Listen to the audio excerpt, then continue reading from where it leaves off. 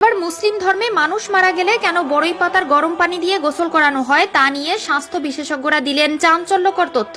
এত গাছের পাতা থাকতে কেন বড়ই গাছের পাতা ব্যবহার করা হয় জানলে অবাক হবেন আপনিও। এবার যেন ইসলাম ধর্মের এক অনন্য দৃষ্টান্ত তুলে ধরেছেন বিজ্ঞানীরা। কেন মৃত ব্যক্তিকে বড়ই পাতার গরম পানিতে গোসল করানো হয় এবং বিজ্ঞানীরা কি তথ্য দিল সেটাই জানবো আজকের আলোচনায়। প্রিয় দর্শক, আপনাদের কাছে একটি প্রশ্ন, কবরে আমাদের কয়টি প্রশ্ন করা হবে? অবশ্যই কমেন্ট করে উত্তর দিবেন আপনি যদি মুসলিম হয়ে থাকেন। ভিডিওটি অবশ্যই শেয়ার করে দিবেন, আপনার শেয়ারের মাধ্যমে আরো একবার ইসলামের সত্যতা প্রচার হবে ও বিশ্ববাসী জানতে পারবে বড়ই পাতার ভেতরে ইসলামের কি এমন লুকিয়ে আছে যার জন্য শুধু এই পাতার ব্যবহার করা হয়। একজন মানুষ মারা গেলে তাকে গোসল করানো, আগরবাতি গোলাপ জলে সাজানো, তার জানাজা ও সর্বশেষ কবরস্থ করার প্রক্রিয়া হয়ে থাকে।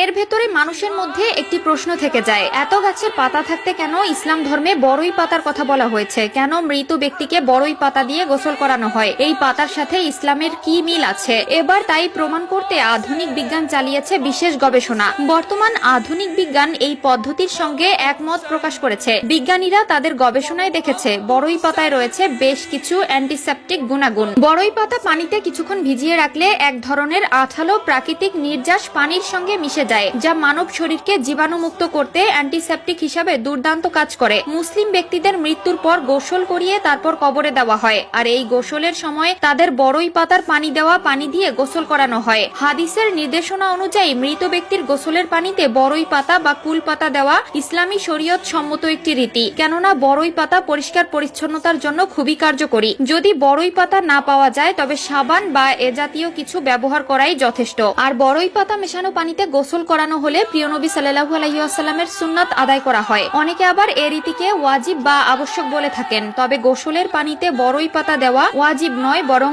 আলেমগণ হাদিসের এ নির্দেশনাকে মুস্তাহাব বলেছেন। বিজ্ঞানের গবেষণা থেকে প্রমাণিত যে বড়ই পাতায় বেশ কিছু অ্যান্টিসেপটিক উপাদান রয়েছে, যা পানিতে কিছুক্ষণ ভিজিয়ে রাখলে বা পানিতে দিয়ে হালকা গরম করলে বড়ই পাতা থেকে এক ধরনের আঠালো নির্যাস পানির সঙ্গে মিশে যায়। আর এই নির্যাসগুলো মানুষের শরীরকে জীবাণুমুক্ত করার কার্যকরী অ্যান্টিসেপটিক হিসেবে কাজ করে। সহজে শরীরে যেমন পোকামাকড় আক্রমণ করতে পারে না, আবার দেহে সহজে পচন ধরে না। প্রায় ১৫০০ বছর আগে এ কারণেই বিশ্বনবী সাল্লাল্লাহু আলাইহি ওয়াসাল্লাম মৃত ব্যক্তিকে বড়ই পাতা মেশানো পানি দিয়ে গোসল করানোর কথা বলেছেন। সুতরাং মুমিন মুসলমানের উচিত মৃত মানুষকে বড়ই পাতা মেশানো হালকা গরম পানি দিয়ে গোসল দেওয়া। এতে মৃতের লাশ যেমন থাকবে জীবাণুমুক্ত পরিচ্ছন্ন, আবার হাদিসের নির্দেশনার উপরও যথাযথ আমল হবে। আল্লাহ তাআলা মুসলিম উম্মাকে হাদিসের উপর আমল করার তৌফিক দান করুক। মানুষের মৃত্যুর পর বড়ই পাতা মেশানো হালকা গরম পানি দিয়ে উত্তম পদ্ধতিতে গোসল দেওয়ার তৌফিক দান করুক। এক হাদিসে রাসূলুল্লাহ সাল্লাল্লাহু আলাইহি ওয়াসাল্লাম হযরত আলী রাদিয়াল্লাহু তাআলা আনহুকে লক্ষ্য করে বলেন, হে আলী, 3টি জিনিসের ক্ষেত্রে বিলম্ব করবে না।